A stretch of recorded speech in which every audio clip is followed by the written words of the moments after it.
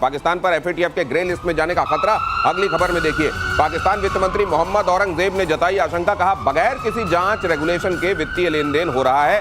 दरअसल पाकिस्तान के अंदर आतंकियों को फंड देने के लिए भारी पैमाने पर बगैर किसी रेगुलेशन के फंड का ट्रांसफर किया जा रहा है और इसकी वजह से एफएटीएफ की उस पर कड़ी नजर है। अब मुझको लगता है पाकिस्तान में दो तरह के लोग जानबूझकर रखे गए हैं। एक तो वो जो आतंकियों को मदद करते रहे फंड देने के नाम पर, और दूसरे वो जो बीच बीच में सीटी बजाकर ये संदेश देने की कोशिश करेंगे, नहीं नहीं हम देखिए यहाँ पर हर गड़बड़ में निगाह रखे हुए हैं। एफएटीएफ का नाम जरूर लिया जा रहा है, लेकिन ये पाकिस्तान में सारे लोगों को पता है कि आतंकियों तक पैसा पहुंचेगा। उनको भी पता है जिन्होंने एफएटीएफ के जरिए ये मदद किसी जमाने में पेश की है। और सर मुझको ये लगता है कि ये केवल दिखाने के लिए ये कर दिया गया कि नहीं नहीं हम बड़े जागरूक हैं, आतंकियों तक पैसे नहीं पहुंचने। ना तो एफएटीएफ की कोई फर्क पड़ रहा है, ना अमेरिका को कोई फर्क पड़ रहा है, ना आतंकियों की फंडिंग में कहीं रुकावट आने वाली है, ऐसा लगता है। देखिए दिनेश, जो जकात ये कर रहे हैं वो डिजिटल, और वो फेक आईडी बनाते हैं और एग्जैक्टली 15 दिन के बदल देते हैं, पूरे पैसे को कन्वर्ट करते हैं। और ये पूरा जो मरकज चला रहे हैं, दो मरकज जो पैसे बना रहे हैं, वो मरकज सुभान अल्लाह, मरकज तौबा, दोनों लश्कर के हैं। और मरकज सुभान अल्लाह, मरकज तौबा, जो एक तो लश्कर का है, एक लश्कर तौबा का है, तो दोनों के पास पैसे बन रहे हैं। उसके अलावा क्रिप्टो, जो क्रिप्टो घुसा है, वो कहते हैं कि ड्रग के मनी पूरे के पूरे क्रिप्टो के साथ आएगा, और even they are getting in the crypto. जो क्रिप्टो है ना, अब आपका नाम तो डोनाल्ड ट्रंप साहब का भी आ रहा है क्रिप्टो में, तो वो मेन चीज है कि कैसे ड्रग का मनी क्रिप्टो के अंदर जाए और कैसे इनका। तो फिर अगर क्रिप्टो में ट्रंप साहब शुमार हैं, क्रिप्टो में पैसा लग रहा है, ड्रग मनी को पूरा परिवर्तित किया जा रहा है क्रिप्टो के जरिए, एफएटीएफ हो या कोई भी इस तरह की इंटरनेशनल संस्था, आप जानते हैं अमेरिका का कितना उस पर इन्फ्लुएंस रहता है, ऐसे में पाकिस्तान को क्यों चिंता करना चाहिए? ठीक है यार, आप पैसा देते जाओ आतंकवादियों को। देखिए चर्चा में क्यों है ये विषय, इसलिए है कि मीटिंग इनकी चल रही है एफएटीएफ की, आज आखिरी दिन है, और ये मुद्दा था कि क्या पाकिस्तान को हम ग्रे लिस्ट से ब्लैक लिस्ट में डाल दें। और 3 देशों ने इस समय एफएटीएफ का जो बॉस चेयरमैन है वो चाइना है। तो चाइना का हमेशा साथ रहा है, वो कहता है कि चट्टान से भी मजबूत और हिमालय से भी ऊंची हमारी दोस्ती है। तो उनका साथ मिला, जो वीटो किया गया, और 27 पैरामीटर्स हैं जिसमें से कि 13 ही ये कामयाब हो पाया पाकिस्तान उसको फॉलो करने में। वो नहीं तो वो ग्रिल लिस्ट से बाहर नहीं निकल पाया, वो चाहता है ग्रिल लिस्ट से बाहर निकलना। तो पाकिस्तान के साथ टर्की, जिसके कि उसके सामरिक संबंध हैं, मलेशिया जिसके उसके व्यापारी संबंध हैं, इन तीनों ने वीटो किया और पाकिस्तान के साथ कहा कि नहीं, इनको ब्लैक लिस्ट में जाने की जरूरत नहीं है। ध्यान रहे कि एफएटीएफ जो है वो सर्वसम्मति के आधार पर आगे बढ़ता है। अभी इनकी मीटिंग, अभी देखिए हटे नहीं है काले बादल, फरवरी में इनकी मीटिंग, पहली मीटिंग दोबारा है, और उसमें डिसाइड किया जाएगा कि क्या ये जो उनको टाइम दिया जा रहा है कि भाई आप इस जो बाकी 14 फैक्टर्स पैरामीटर्स हैं उनको फॉलो करो, उनको आप एक्शन लीजिए उस पर, तब हम डिसाइड करेंगे कि आपका भविष्य क्या हो। तो अभी ये काले बादल गए नहीं हैं, और निश्चित रूप से एक अपने आप में शर्मनाक बात है। ट्रंप क्या ये देख रहे हैं इस चीज को? वो जो कह रहे हैं कि नहीं ये तो बहुत आतंकवाद के खिलाफ है। सवाल ये है, देखिए चाइना पाल रहा है, चाइना अपना वीटो लगा देता है, उनके यहाँ पर आतंकवादियों के लिए इस तरह से फंडिंग होती रहती है। ट्रंप इस समय बने हुए हैं पाकिस्तान के बड़े हिमायती, वो भी इस तरीके से बचाते रहेंगे। लेकिन सबसे बड़ा सवाल यह है, आतंकवादियों को अगर आज आप पाल रहे हैं तो आज नहीं तो कल ये आग आप तक पहुंचेगी। 9/11 आप झेल चुके हैं ना, उसके बावजूद अगर आप ये कर रहे हैं तो ठीक है, आने वाले दिन आपको मुबारक हो। अगली खबर देखिए, भारतीय एयर डिफेंस सिस्टम IADWS को देखकर चीन परेशान। ग्लोबल टाइम्स ने कहा, असली युद्ध में ताकत का पता चलेगा। भारत ने कल ही किया था integrated air defence weapon system का परीक्षण। स्वदेशी तकनीक से तैयार है integrated air defence weapon system, दुश्मन के फाइटर जेट और ड्रोन को मार गिराने में सक्षम, हाई पावर लेजर हथियार, और पलक झपकते ही दुश्मन पर करता है प्रहार।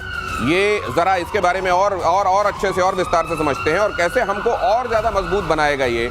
आपने देखा है कि एयर डिफेंस के मामले में भारत ने किस तरीके से ऑपरेशन सिंदूर के समय अपनी सुपीरियरिटी दुनिया के सामने रखी है। अब इसके आने के बाद क्या फर्क पड़ेगा, डी के पांडे सर?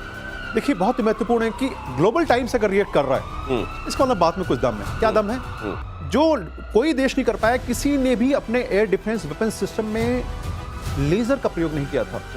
भारत ने, क्योंकि इजराइल भी जो है अभी वो ट्रायल में चल रहा है, हालांकि कहा जा रहा है कि शायद उन्होंने एक्टिवेट कर दिया है छोटे आयरन डोम के बाद, जो लास्ट लेयर है, 7 लेयर में है इजराइल का एयर डिफेंस सिस्टम। तो ये जो कर दिखाया भारत ने बिना किसी बाहरी मदद के, ये पूरा हतप्रभ हो गया है पूरा विश्व की ये कैसे संभव हुआ। और ये IDS कहा जा रहा है, प्रधानमंत्री ने घोषणा की 2035 तक इसको करना है।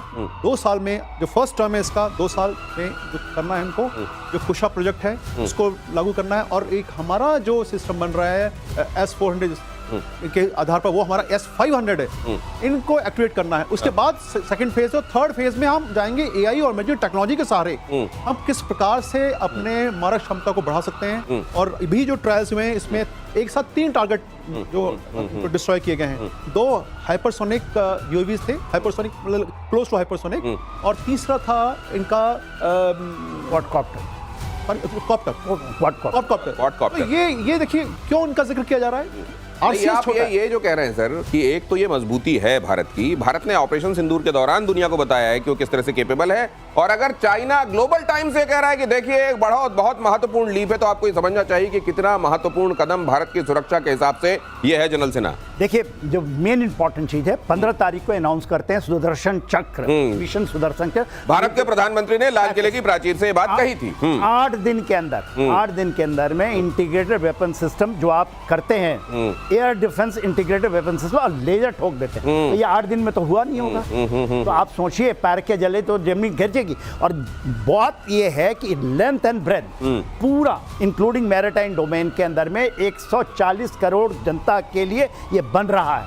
और ये आपका 10 साल का समय दिया गया है। एक भी VA VP इंक्लूडिंग हमारे कोई हेरिटेज साइट्स है, हमारे इंपॉर्टेंट जगह है, पूरे इंस्टॉलेशन इसको बचाने का, इंक्लूडिंग जो लिविंग एरियाज हैं। तो ये इतना और इसमें 7 लेयर की ये बात कर रहे थे, शायद ये तो 3 लेयर से शुरू हुआ है, इसमें 3 लेयर ऑलरेडी आ चुका है। आपने बताया एक तो लेजर, इसके अंदर में एक है जो कि उसको ये कह रहे हैं ये मिसाइल सिस्टम है, मिसाइल सिस्टम है। उसके बाद शॉर्ट रेंज जो absolutely quick response and short range वाला जो आ रहा है, तो 3 लेयर तो टेस्टिंग हो चुका है और इसका इंटीग्रेशन भी होने वाला है। इसके बाद ये जाएगा हमारे तीनों सेनाओं के पास जाएगा और इसकी बहुत बारीकी से ग्राउंड टेस्ट होगा।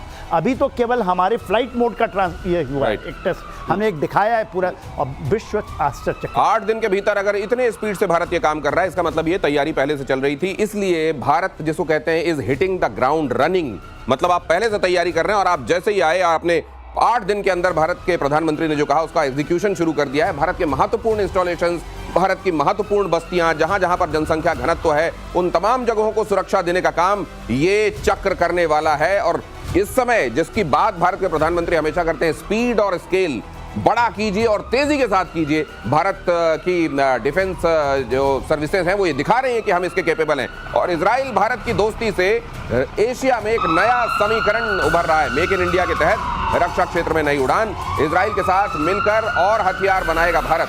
हथियारों का भारत में ही होगा उत्पादन।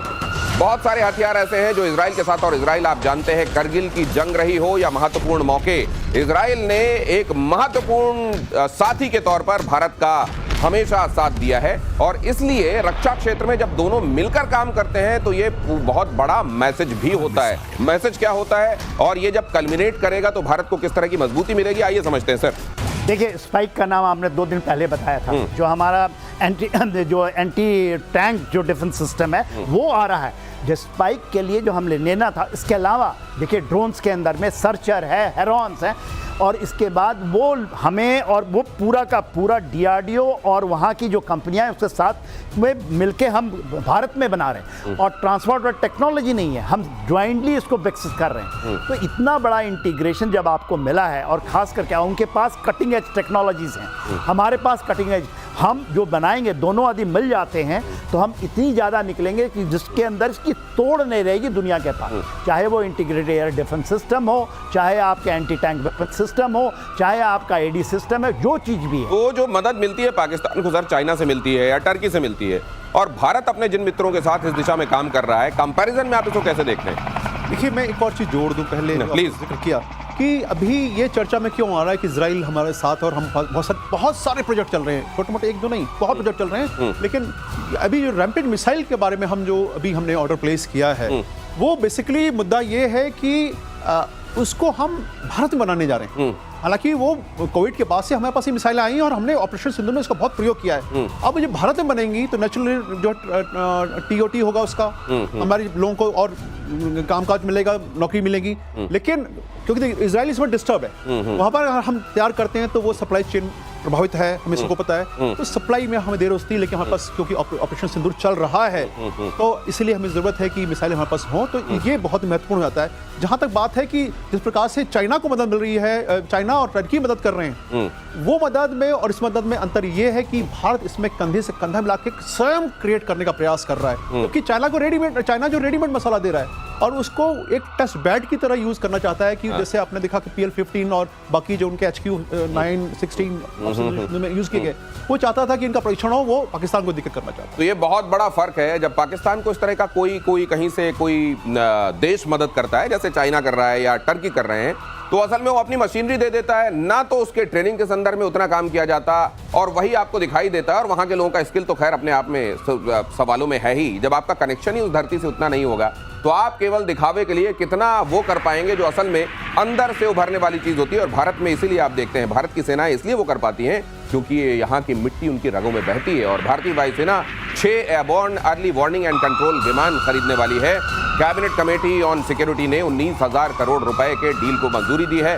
विमान एयरबस A321 प्लेटफॉर्म पर आधारित होंगे। नेत्र MK2 के नाम से जाना जाएगा इनको। अब ये जो आप देख रहे हैं ये विमान जो है अवैक्स, ये भारतीय सेना को, भारतीय वायुसेना को खासतौर से एयर सिचुएशन समझने में मदद करते हैं। कहां पर दुश्मन है, एयर सिचुएशन है किस तरह की और हमको किस तैयारी के साथ जाना चाहिए। भारत ने पाकिस्तान के अवैक्स को ऑपरेशन सिंदूर के दौरान ध्वस्त करने का काम किया था और भारत अपनी आसमानी आंखों को और महत्वपूर्ण और क्षमतावान बनाने वाला है। सर इससे क्या फर्क पड़ेगा? देखिए नेत्रा जो है, नेत्रा 2 है, ये हमारा इंडिजिनस इसके अंदर में other than the Airbus platform वो है। पूरे चीज देखिए इसके अंदर में रडार्स होते हैं, सेंसर्स होते हैं और 1-2 रडार नहीं होते हैं। और ये तो एकदम मूविंग प्लेटफॉर्म है जो आपको नेत्र जो आपको दिखाता है। और एक नहीं 8 कि हमारे तो एक ज़माने में केवल 3 ही थे, अब आप बताइए 8 तो हम ले रहे हैं, इसके अलावा हमारे पास बहुत बड़ी संख्या है। तो ये आपको पूरे चीज़ के अंदर में अपने को ये बनाना है तो आपको सबसे पहले आपके years and eyes should be on the ground. और इसकी इंड्योरेंस इतनी ज़्यादा है, एक बार आपने हवा में उड़ गया तो कोई चीज़ को भी देख सकता है बहुत दूर।